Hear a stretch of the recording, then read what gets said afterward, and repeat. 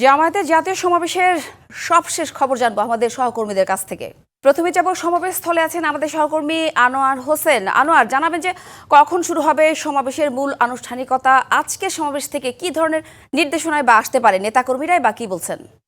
সাথী, এই যে জামায়াতে ইসলামের জাতীয় সমাবেশ, সেই সমাবেশের যে আনুষ্ঠানিক শুরু সেটি কিন্তু যেটি জানানো হয়েছে বেলা 2টা, কিন্তু এরই মধ্যে আমরা সকাল থেকেই জানাচ্ছিলাম এই সমাবেশকে কেন্দ্র করে এই সোহরাওয়ার্দী উদ্যান এখন একেবারেই কানায় কানায় পড়লো, যেটি অনেকটা সকাল থেকেই এমন চিত্র আমরা দেখেছি। আমাদের কাছে যে তথ্য আছে সেই জায়গা থেকে বলতে চাই, মানে এক কথায় যদি বলি, জামায়াতে ইসলামের এই জাতীয় এই যে মহাসমাবেশ, এই সমাবেশই আসলে একেবারেই লাখো জনসমাগমে পূর্ণ হবে এমন তথ্য দলের পক্ষ থেকে আগেও বলা হয়েছিল। তো সেই জায়গা থেকে আমরা দেখেছি যে একেবারেই এখন মানুষের এক ধরনের ঢল কিন্তু এই সোহরাওয়ার্দী উদ্যানের দিকে।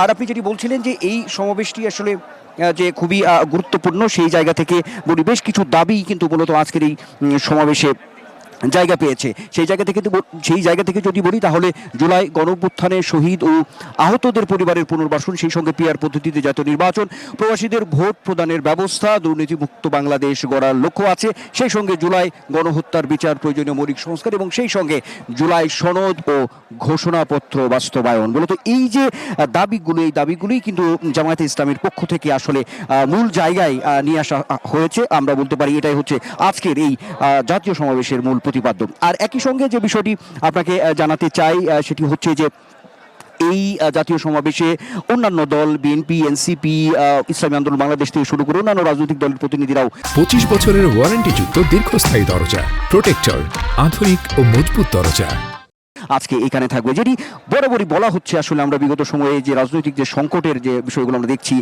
মৌলিক সংস্কার ঐক্যমতে পৌঁছানো, এই জায়গাগুলোই আসলে অন্যতম একটি জায়গা পাবে। বারবারই রাজনৈতিক দলের পক্ষ থেকেও বিভিন্ন রাজনৈতিক দলও কিন্তু বলছে যে এই যে অবস্থাটি চলছে তাতে ঐক্যমত্য অর্থাৎ ঐক্যবদ্ধ হওয়ার আসলে কোনো বিকল্প নেই। তো সেই জায়গাগুলো মোটা দাগে যদি বলি, তাহলে সাথে বলতে হবে যে অবশ্যই যে ঐক্যবদ্ধ হওয়া, অর্থাৎ একরকম একটা জাতীয় ঐক্যের মধ্যে পৌঁছালেই এই সংকট সমাধান হবে, এরকম একটি বড় ধরনের বার্তা আজকে এই সমাবেশ থেকে, জামায়াতে ইসলামীর জাতীয় সমাবেশ থেকে আসবে এমন একটা প্রত্যাশা আছে। আমরা আরও জানাতে চাই, সাথী আমাদের সহকর্মী আছেন শাহবাগ থেকে শুরু করে টিএসসি এলাকার যে অবস্থাটা, অর্থাৎ সোহরাওয়ার্দী উদ্যানের বাইরের যে পরিস্থিতি, সেই পরিস্থিতি জানবো সহকর্মী ইকবাল অনিকের কাছ থেকে। আমরা চলে যাবো ইকবাল অনিকের কাছে।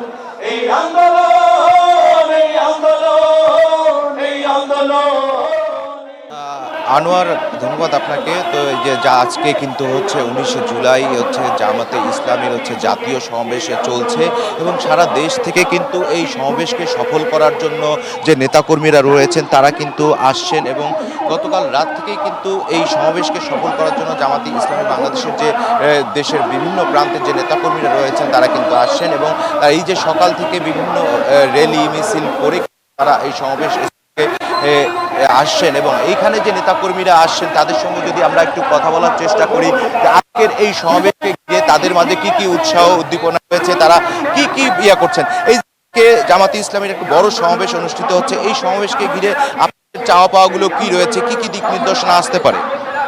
আসসালামু আলাইকুম। আমাদের চাওয়া যে আল্লাহর দিন, আল্লাহর দেশে আল্লাহর আইন কায়েম হবে, এটাই আমাদের চাওয়া। এবং আমাদের চাওয়া একটা চাওয়া যে যত ইসলামী দল আছে সব ঐক্য হয়ে যাতে সরকার গঠন করতে পারে এবং আল্লাহর আইন যাতে কায়েম হয়। ধন্যবাদ। এই যে শুনছিলেন যে নেতাকর্মীরা আসছেন, তারা কিন্তু বলছেন যে দীর্ঘ সময়ের যে একটা অবসান ঘটেছে, বৈষম্যহীন বাংলাদেশ গড়ার একটি সময় এসেছে, সেই লক্ষ্যে কিন্তু তারা আজকের এই সমাবেশ থেকে বিভিন্ন দিক নির্দেশনা নেবেন যাদের যে নেতাকর্মীরা এসেছেন তাদের কাছে। আজকের এই সমাবেশে কিন্তু 7 দফা দাবি নিয়ে কিন্তু এই মঞ্চে জামাতে ইসলামীর যে কেন্দ্রীয় নেতারা রয়েছেন তারা কিন্তু বক্তব্য উপস্থাপন করবেন।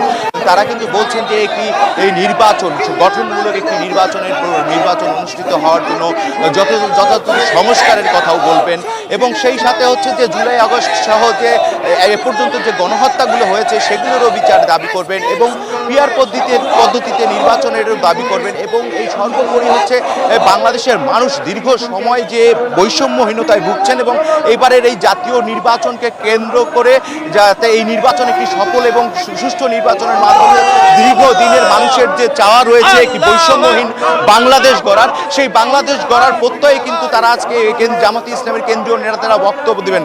তো সাথী, এই ছিল আমার কাছে হচ্ছে জামাতি ইসলামীর সমাবেশ এলাকা থেকে সবশেষ তথ্য। ধন্যবাদ ইকবাল।